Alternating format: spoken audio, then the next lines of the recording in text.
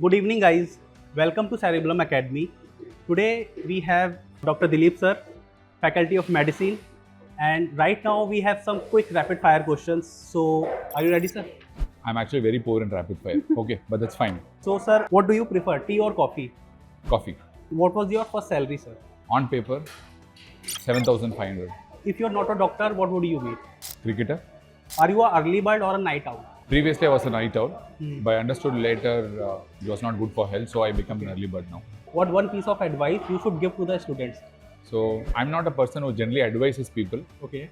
but I always say the same thing. So first, to solve anything, you have to develop some interest over it. So once you develop interest, you have to work hard for it. So once you are doing hard work, it has to be consistent. So my mantra for doing anything in the world is interest, hard work, consistency.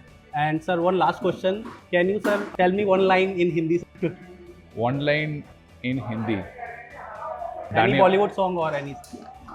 Actually, I know songs, but I don't know the meaning of it. Which song, sir?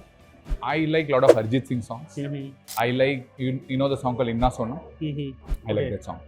Okay, thank you, sir.